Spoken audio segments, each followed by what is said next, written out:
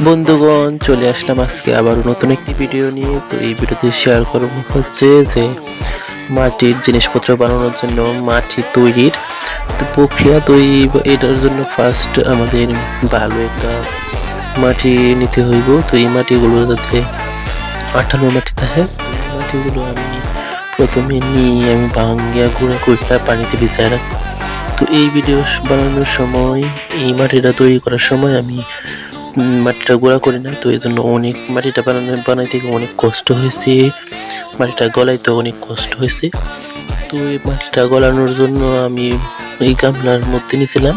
তো গামলাতে আমার কিছু সামগ্রী জন্য ছিল, ওই সামগ্রী তুইলা মাটির দাম্মাগুলো দিয়ে দিয়েছি, দিয়ে আমি পানিতে ভিজায় রাখছি 3 দিন।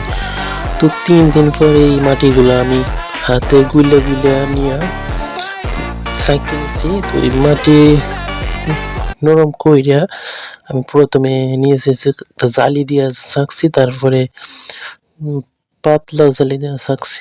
তো ছাঁকার পরে এই মাটিটা আবার 3-4 দিন ভিজায় রেখে আমি